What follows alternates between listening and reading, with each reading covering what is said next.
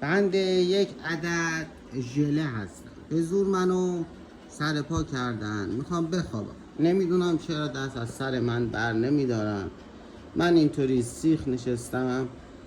خداییش آخه چرا منو اینطوری میکنید؟ من باید فقط دراز بکشم. میبینید؟ یعنی یک عدد ژله.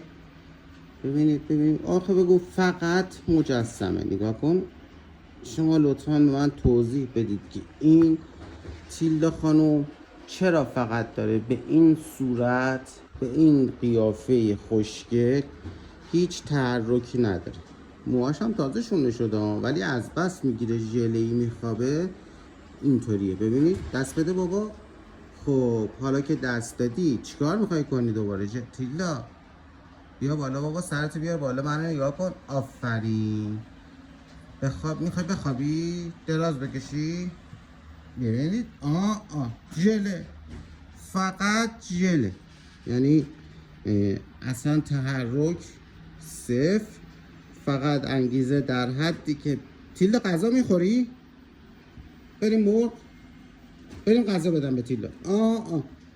کل حرکتش اینه و الان در حد یک جنگنده حاضر میشه فقط برای غذا. دیدی؟ ناامید شد نشست. شما حدس بزنید که این جانور رو اسمش رو چی میشه گذاشت غیر ژله؟ فقط مرغ، دراز کشیدن و مرغ خوردن. تیلدا بریم جایزه غذا بخوریم. غذا بخوریم تیلدا. خب من برم مرغ بدم به تیلدا. تیلدا مرغ میخوای؟ غذات کجاست؟ بودو بریم غذا.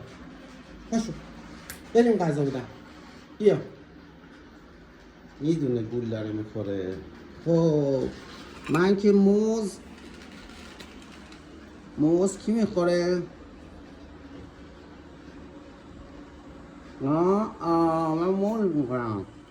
من موز میخورم. کی موز میخوره؟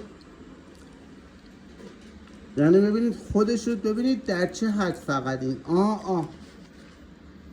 یعنی ببین تنبلی رو نگاه کنید. اگر سگ تنبل اینطوری داشتید موز کی میخوره؟ ببین یعنی ببین نمیاد پایین بگیره، میگه فقط همون جایی که هستم. خدایا عاقبت منو با این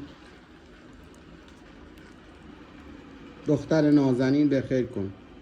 خب تیلدا بشین موز بدم. بشین.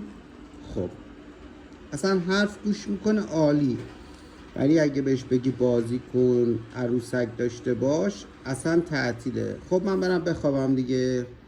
میرم بالا بگیرم دراز بکشم و این ژلم که دیگه امیدوار نباشه به خوردن بیش از حد.